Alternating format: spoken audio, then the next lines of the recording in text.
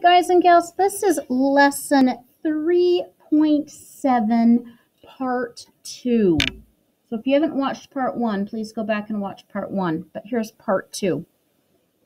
Put your name at the top. And this is page 201. All right. 201. We've got this little Slimer, little monster alien guy here. We're going to keep doing the same thing that we did on the previous page, okay? We have to tent the subtrahend. You might be thinking in your head, I already know what 13 minus 5 is. Okay, that's great, but this chapter, all right, focuses a lot on our thinking process, okay?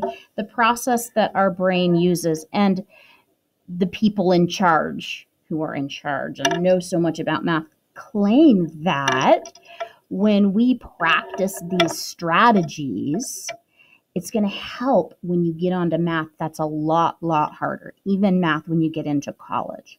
These different steps that we use are going to help your brain to organize information. So that's why we're doing it. Okay. So the first thing I want you to do is I want you to look at your subtrahend, and there's already a tent there. Now we need to break this 5 apart, okay? And our first number in our tent needs to match this one. So what are we going to break this 5 apart into? If you said 3 and 2, you're correct. We want to use a 3 here because 13 subtract 3 is going to get us to 10. And we like subtracting with tens. Okay, so we're at our 13. We got rid of 3. We're now at 10. All right. I'm going to use color. I recommend you do the same. So I'm going to look at this and say, okay, 13 subtract 3. Let's highlight that. 13 subtract 3 is 10. If you're not getting a 10 when you subtract, you did something wrong with the breaking apart, with the tent. Okay? So 13 subtract 3 is 10. Now this 2 just goes straight down here. So what we're saying here is 13 subtract 3 is 10, and 10 subtract 2 is what? 8. Okay. And 13 subtract 5 is 8. So then make sure that these match. These are both 8. So 13 subtract 3 is 10. 10 subtract 2 is 8.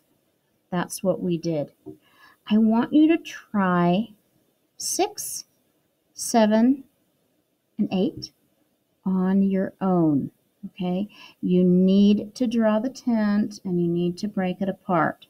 So we don't have a tent yet here, so go ahead and draw your tents under the subtrahend there. And work them out and use your color and use the arrows. That will help you. Go ahead and hit pause while you do that, and then we'll go through the rest of the lesson. All right, let's look at number 9 with our dinosaur stickers. It says here, Chris had 15 stickers.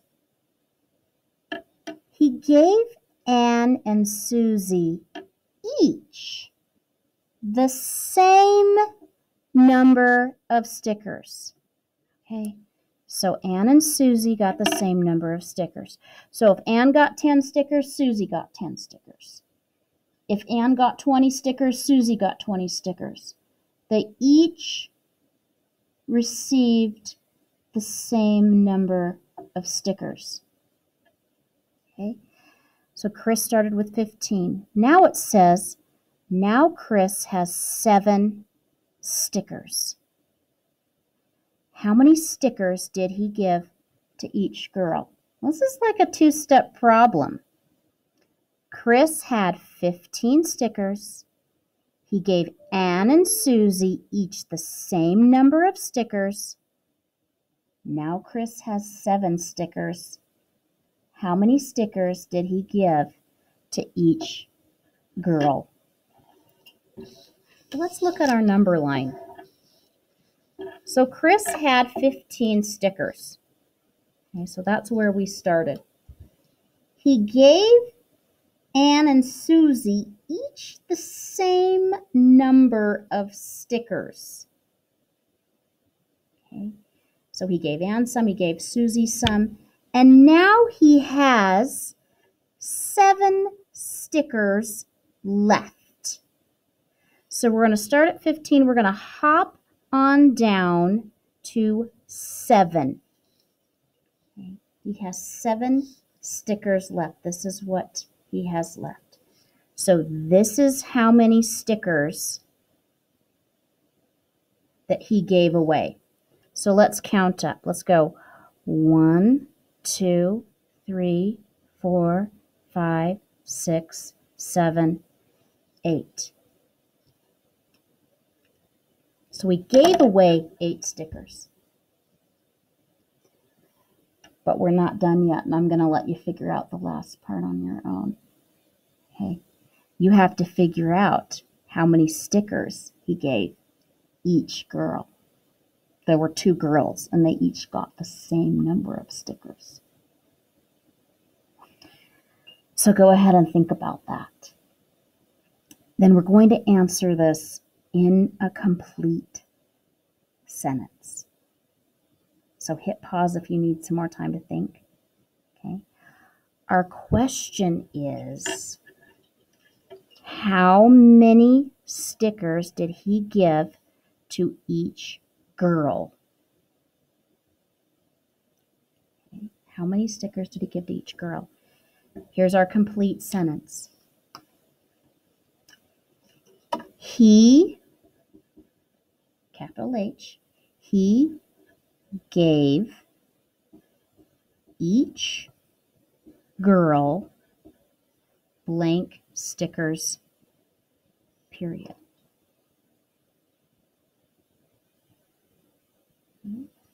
So check that. He gave each girl blank stickers. Make sure you have that complete sentence. Let's look at 10. This is the math on the spot, so go ahead and watch with Jeannie there. It says Beth has a box of 16 crayons. She gives 3 crayons to Jake and 7 crayons to Wendy. How many crayons does Beth have now? Here's another 2-step problem. Okay, 2-step problem. You're going to write 2 equations. Beth has a box of 16 crayons. We can use our number line. So she starts with 16 crayons. She gives 3 to Jake, so you'd hop down 3. And then she gives 7 to Wendy, so you'd hop down 7. And it says, how many crayons does Beth have now? Okay. So go ahead and figure that out. Here's our complete sentence. How many crayons does Beth have now? We're going to say, here's our question. Beth has, capital B for Beth, Beth has blank crayons now, period.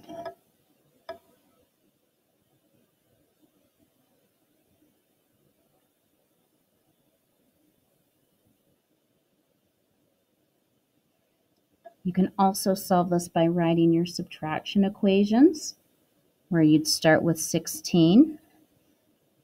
Okay, subtract 3 and find that difference. And then take this number and bring it down here, subtract 7 from it to get the answer that goes here. All right. So because she's giving 3 crowns away, and then she's giving 7 crowns away. So hit pause. Go ahead and figure that out.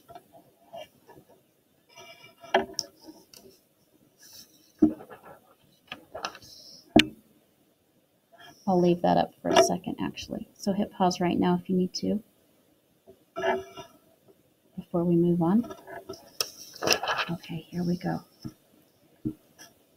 This is like a balance scale. These are kind of fun if you've ever seen a balance scale where you have both sides of the balance. And you've heard the story Equal Schmequal, which is a fun tie-in to this problem.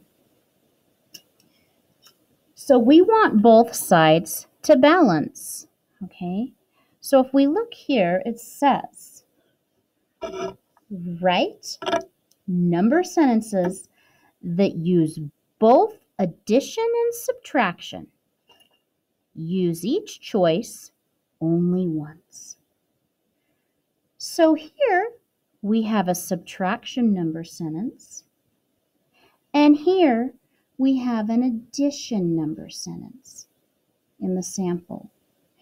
Now, instead of writing 9 subtract 2 equals 7, instead of putting that here, you're going to put the 7 underneath. Does that make sense? You're just going to say 9 subtract 2 equals 7. 9 subtract 2 equals 7. And then on this side, you're going to say 3 plus 4 is what? And that answer goes underneath. And 7 is equal to 7. All right, so we want the difference here and the sum here to equal the same thing. Okay. And then you can see here they've crossed off what they've already used. That's a great skill to make sure you know how to do. Let's look at the next fact. We have 1 plus 4. Write that right here. 1 plus 4. And then cross it out. 1 plus 4 is what? It's equal to 5. But instead of putting that here, we're going to put the 5 underneath. Okay. Now we have an addition problem. We need to find a subtraction problem that will also give us a difference of 5. So do you see any subtraction problems here that would also give us a difference of 5? We have a sum of 5, we need a difference of 5. So you're going to write that fact right here. If you picked 10 subtract 5, you're absolutely right. You're going to write that here, 10 subtract 5, and put a 5 underneath it. So both of these numbers are the same. And then cross out 10 minus 5. Then you're going to do the remaining thing. Find the next fact, 5 plus 4. You can put that in here, or you can put in 14 subtract 6 first. And find the answer to that, and then find another math fact with the same answer. Okay. So I'm going to let you go ahead and finish that on your own. And these are pretty easy down here. It just says, does the number sentence have the same difference as 15 subtract 7? And then you choose yes or no. Good work today. This was kind of a tricky lesson. Thank you for staying in with me. You do need to know how to do this on a test, so make sure that you do your work and you don't just skip through it. I will see you soon.